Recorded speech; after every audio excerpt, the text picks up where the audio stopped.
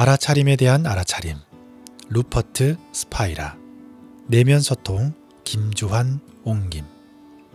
우리는 어떠한 대상을 경험하는 순간 이미 그러한 경험을 하고 있다는 사실을 알게 됩니다.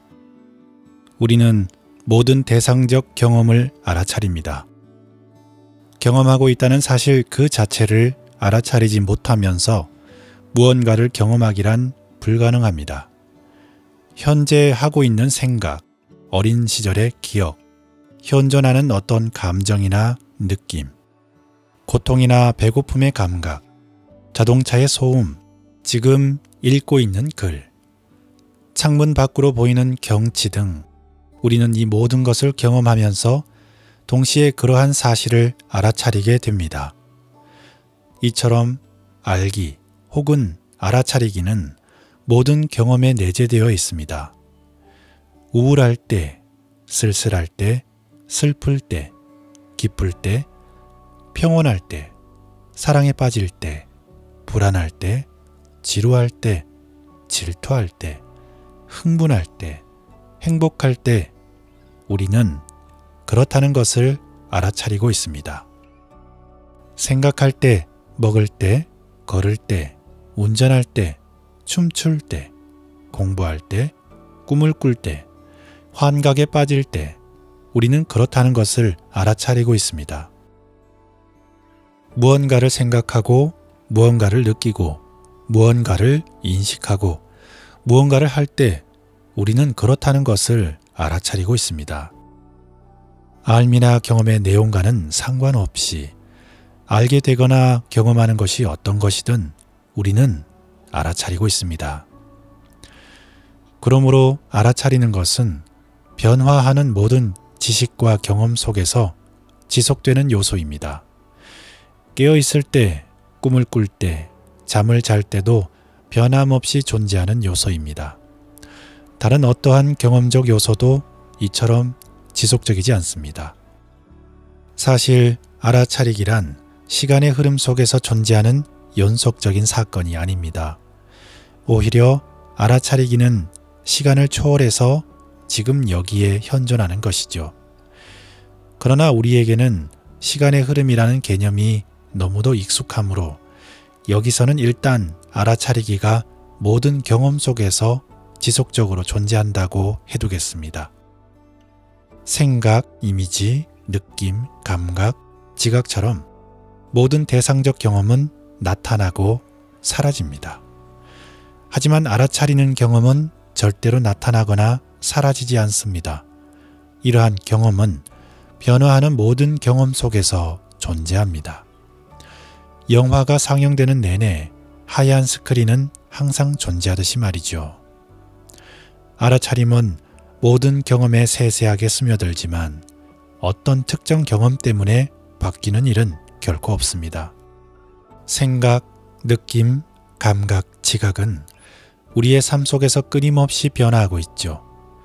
하지만 이러한 변화들을 알게 하는 암, 즉 알아차리기라는 순수한 경험은 마치 하얀 스크린처럼 항상 존재합니다. 지식과 경험은 언제나 변화하지만 그것에 대한 알아차림은 결코 변하지 않습니다. 경험하는 대상은 항상 변화하지만 그것에 대한 알아차림은 늘 그대로입니다. 알아차리기와 경험의 관계는 빗대어 말하자면 영화관에서의 스크린과 영상의 관계와 비슷하다고 할 수 있습니다. 어떤 의식 있는 스크린이 자기 자신 위에 비춰지는 영상을 경험하고 있는 상태를 생각해 보세요. 평범한 텔레비전 스크린이란 그저 소파에 앉아있는 어떤 누군가가 바라보며 경험할 뿐입니다. 하지만 스스로를 알아차리고 있는 스크린은 자기 자신 위에서 상영되고 있는 영화를 직접 경험하고 있습니다. 알아차리기는 접근하기 어렵거나 알려지지 않았거나 우리 안에 숨겨져 있는 것이 아닙니다. 알아차리기는 모든 경험의 뒤에서 환하게 빛나고 있는 배경과 같습니다. 마치 영화가 배경으로 깔린 상태에서 스크린이 선명하게 보이는 것처럼 말입니다. 그러나 영화가 상영되는 동안에는 영화의 내용에 빠져 스크린 그 자체를 간과하게 되지요. 마찬가지로 우리는 경험의 대상에만 모든 관심을 집중하기 때문에 알아차리기 혹은 알아차림 그 자체를 대개 간과하고 있습니다. 알아차리기는 경험의 특정 조건이나 질에 좌우되지 않습니다. 경험이 얼마나 즐겁든 괴롭든 좋든 나쁘든 옳든 그르든 상관없이 모든 경험 속에서 똑같이 빛나고 있습니다. 영화 내용과는 상관없이 스크린은 똑같이 보이는 것처럼 말이죠. 알아차리기는 경험의 본질적이고도 환원할 수 없는 요소입니다. 또한 경험의 핵심이기도 합니다. 이는 경험으로부터 제거할 수 없는 경험적 요소입니다. 알아차리기는 절대로 경험에 의해 변하지 않습니다. 결코 움직이지도 흔들리지도 않습니다. 이는 경험에서 유일하게 안정적인 요소입니다. 알아차리기는 모든 지식과 경험의 주된 요소입니다. 또한 모든 지식과 경험이 생겨나는 배경입니다. 알아차리기는 모든 경험이 나타나는 매개체입니다. 모든 경험은 알아차림을 통해 알려집니다. 궁극적으로 알아차림은 모든 경험이 만들어지는 바탕이자 실체입니다. 알아차리기는 모든 알매에 있어서 안다는 것을 아는 것입니다. 알아차리기는 모든 경험에 있어서 경험한다는 것을 경험하는 것입니다. 영화가 상영되는 동안 스크린은 명백하게 존재하지만 영화 속의 하나의 대상으로 보이는 일은 결코 없습니다. 이와 마찬가지로 알아차리기는 지식이나 경험의 대상으로는 결코 나타나지 않습니다. 하지만 모든 지식이나 경험 안에서 분명하게 빛나고 있습니다. 생각, 느낌, 감각, 지각이 대상적 경험이라는 관점에서 보자면 알아차리기 그 자체는 대상적 경험이 아닙니다. 하지만 우리는 스스로가 알아차린다는 사실을 알아차립니다. 따라서 알아차리기에는 대상적 특질이 없지만 이미 알려져 있습니다. 저는 바로 이런 맥락에서 알아차리기의 경험에 대해 말합니다. 그러나 알아차리기를 모든 대상적 지식 및 경험과 구별하기 위해서 알아차리기의 경험을 비대상적 경험이라고 하겠습니다. 알아차리기 그 자체가 대상적 경험은 아니지만 알아차리기가 없다면 경험도 존재할 수 없습니다. 이는 경험을 가능하게 만들지만 이 자체가 경험은 아닙니다. 알아차리기는 비대상적이며 투명하고 아무 색이 없습니다. 여기에는 명백한 대상이 전혀 없으며 그 자체로 충만합니다. 따라서 완전히 특이한 경험입니다. 대상으로는 알 수 없지만 알려지지 않은 것은 아닙니다. 경험에서 가장 명확한 요소이면서도 우리가 늘 간과하고 있는 것이 바로 알아차림입니다. 따라서 이는 카슈미르 시바 철학 전통에서 가장 잘 숨겨진 것보다 더 숨겨져 있으면서도 가장 명백한 대상보다 더욱 명백한 가장 위대한 비밀이라 일컬어집니다. 알아차리기를 인식하기 위해 필요한 전제 조건은 없습니다. 알아차리기의 경험을 인식하기 위해서는 특별한 자격이나 일정 수준의 지능도 필요하지 않습니다. 영화가 상영되는 동안 스크린을 볼 때 아무 노력이 필요하지 않듯이 알아차리기의 경험을 인식하는 데에는 아무런 노력도 필요하지 않습니다. 알아차리기의 경험을 알아차리기 위해 자신의 생각을 통제하거나 특정 자세로 앉거나 명상이라는 행위를 할 필요도 없습니다. 알아차리기라는 비대상적 경험은 가장 단순하고 가장 가깝고 가장 명백하고 가장 자명한 사실 경험입니다. 알아차리기의 경험은 우리가 알아차리는 대상과는 아무런 상관이 없습니다. 어떤 경험도 알아차리기라는 비대상적 경험에 영향을 줄 수 없습니다. 영화에서 무슨 일이 벌어지든 영화가 상영되는 스크린 그 자체에는 아무런 영향을 주지 않는 듯이 말이죠. 알아차림이라는 배경을 인지하기 위해 어떤 식으로든 대상적 경험을 바꾸거나 조절할 필요는 없습니다. 두렵든 지루하든 동요하든 우울하든 사랑에 빠지든 평온하든 상관없이 알아차리기의 경험은 변함이 없습니다. 우리가 허용하지 않는 한 영화에서 벌어지는 그 어떤 특정 상황도 스크린을 가릴 수 없습니다. 마찬가지로 우리가 허용하지 않는 한 그 어떠한 대상적 경험도 알아차리기의 경험을 가리지 못합니다. 그러나 우리가 허용한다면 마치 영화 내용이 스크린의 존재를 가리는 것처럼 보이기도 합니다. 우리가 가리는 것을 허용하지 않을 때 알아차리기의 경험은 자명해집니다. 알아차리기의 경험을 경험의 전면으로 나오게 하고 생각, 이미지, 느낌, 감각, 지각이 배경으로 물러서게 하십시오. 순수한 알아차리기의 경험에 주목하십시오. 누구나 바라는 평온함과 행복이 바로 거기에 있습니다. 알아차림을 알아차리십시오. 여러 영적 전통에서 알아차리기의 경험은 의식 또는 알아차림이라 불립니다. 전미사 니스는 상태 혹은 존재를 의미합니다. 그래서 알아차림이라는 단어는 알아차리기의 상태나 존재를 의미합니다. 의식과 알아차림이라는 단어는 명사이기 때문에 자칫 순수한 알기나 알아차리기라는 비대상적 경험이 마치 구체적인 경험의 대상인 양 오해를 불러일으킬 수도 있습니다. 이러한 오해는 의식이나 알아차림은 특별하고 미묘한 종류의 경험이며 우리가 대상적 경험을 하는 것과 동일한 방식으로 발견되거나 알려질 수 있다고 암시합니다. 그 결과 많은 사람들이 깨우침을 얻으려고 거창한 탐색을 시작합니다. 깨우침이란 궁극의 경험이나 마음 상태라고 착각하면서 말이죠. 이와 같은 탐색은 알아차리기라는 경험을 친숙하고 즉각적인 경험으로부터 이탈시켜 오히려 추상적인 것으로 만들어버리는 경향이 있습니다. 그리하여 알아차리기의 경험이란 알 수 없고 불가사의하며 낯설다는 인상을 주게 됩니다.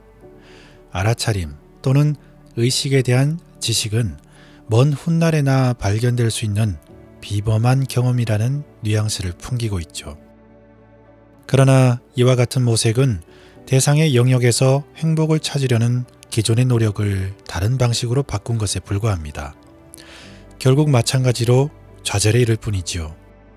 깨달음이나 자각은 충분히 힘들게 수련하거나 충분히 오래 명상함으로써 성취할 수 있는 특수한 경험이나 마음 상태가 아닙니다. 단지 마음의 본성 그 자체를 인지하는 것뿐입니다. 알아차리기라는 단순한 경험은 우리에게 가장 익숙하며 가장 잘 알려진 것입니다. 만약 누군가가 우리에게 당신은 깨어있나요? 라고 묻는다면 분명히 완벽하게 확신에 차서 그렇습니다 라고 대답할 것입니다. 이와 같은 대답은 직접적인 경험에서 나옵니다. 이는 단순히 알아차리고 있다는 분명하고도 즉각적인 경험입니다. 반면에 누군가가 의식은 존재하나요? 라거나 알아차림은 무엇인가요? 라고 묻는다면 우리는 단어들의 의미가 정확히 무엇인지에 대해 고민하며 머뭇거릴 것입니다. 그러니 이 책에서 알기나 알아차리기 대신에 의식과 알아차림이라는 단어가 나온다고 해도 모두 알아차리기라는 의미로 이해해 주기 바랍니다.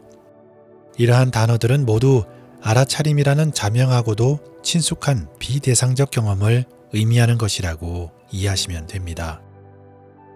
그러한 알아차림은 우리 모두가 다 공유하고 있는 것이고 암과 경험 속에 다 들어있는 것이죠. 알아차리기의 경험이 가장 직접적이고도 즉각적인 경험이라는 사실을 깨닫게 되면 알아차리기를 경험하는 주체는 누구일까 혹은 무엇일까에 대한 의문이 생겨날 수도 있습니다. 안다는 경험을 아는 자는 과연 누구일까요?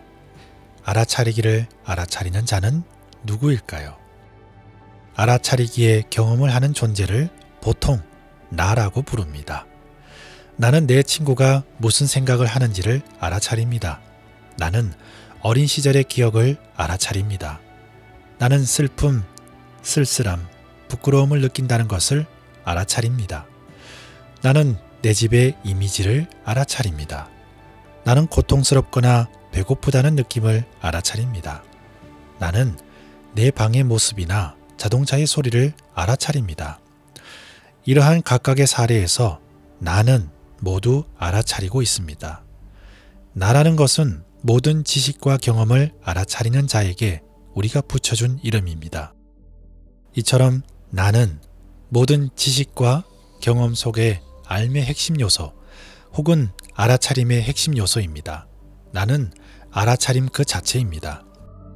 따라서 알아차리기를 알아차리는 자는 누구인가? 라는 질문은 곧 내가 알아차리는 것을 아는 자는 누구인가? 혹은 무엇인가로 바꿀 수 있습니다. 알아차리기를 알아차리는 자가 나일까요? 혹은 내가 아닌 타인이나 무언가에 의해 알려진 알아차리기의 경험일까요? 내가 알아차리고 있다는 사실을 알아차리는 자는 분명히 나입니다. 즉, 알아차림을 알아차린 자는 나 알아차림입니다. 알아차림이 존재한다는 것을 알아차리는 것도 알아차림입니다. 그러므로 알아차리기 또는 알아차림 그 자체는 스스로에 대한 알아차림입니다. 태양이 스스로 빛나듯이 알아차림도 스스로를 압니다. 알아차림은 스스로를 알아차립니다. 생각, 느낌, 감각, 지각을 알아차리기 전부터 말이죠. 알아차림의 본질은 자기 자신을 알아차리는 것입니다. 그러므로 알아차림은 자기 자신을 알아차리는 것이 주된 경험입니다. 나는 알아차린다 라는 경험은 곧 알아차림의 자기 자신에 대한 알미입니다. 그러므로 스스로에 대한 우리의 알은 알아차림의 자기 자신에 대한 알미입니다. 태양은 스스로 빛나기 위해 특정 방향으로 빛을 보낼 필요가 없습니다.